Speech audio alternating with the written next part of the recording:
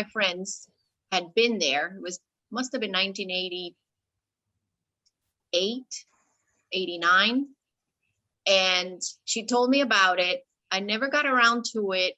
It wasn't until 92 maybe that we finally went, and that's it. It only takes one visit. And we were hooked, absolutely addicted. When the kids started school, at the time we had one in kindergarten and one in second grade. And they started getting their report cards and things like that. And you know how McDonald's gives you a free burger for every A, or I'm not sure what the deal is. So we'd ask them, what do you want to do, you know, with such a great report card? What restaurant do you want to go to? You want to go pick up your burgers at McDonald's? And my son, he would say, no, I want to go to Hy Vong. And of course, we made sure we got there at 5:30. So we would write our names down on that little piece of paper that Kathy put by the window. And the first thing he did, he would look up at Kathy once we were sitting down and say, can you save me a brownie? And then as they grew and they went off to college, every time they came back, that's where we would go. One time I told my friend about this fantastic restaurant. And I told her, you have to be there by 5:30, write your name on a little piece of paper, and then you wait, and you can go in, sit down, you know, stake your area.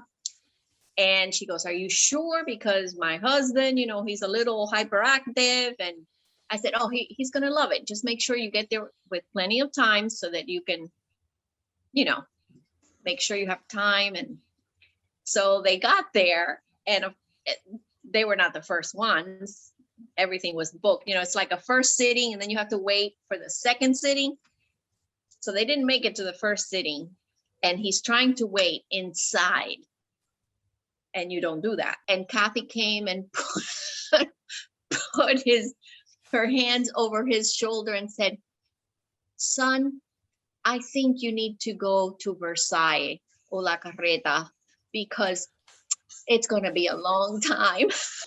He was, you know, he was like in pins and needles, like, how can I not sit down? How can I?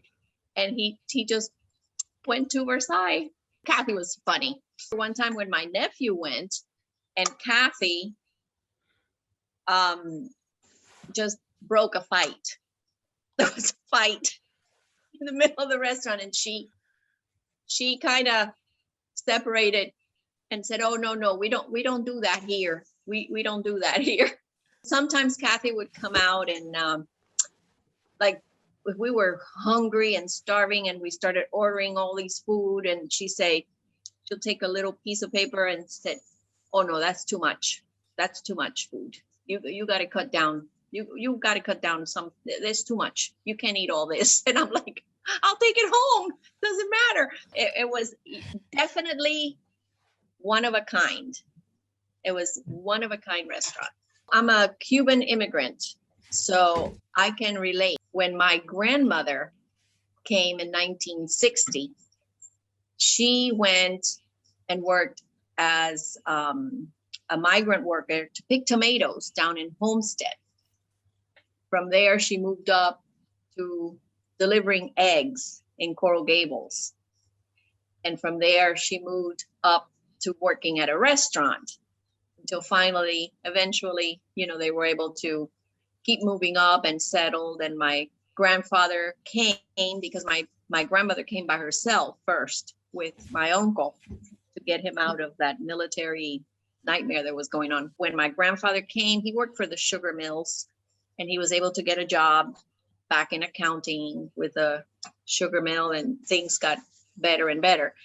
But it took, it took years and a lot of work and a lot of, from a woman that was so well off in Cuba to picking tomatoes and delivering eggs and, working at a restaurant and things like that.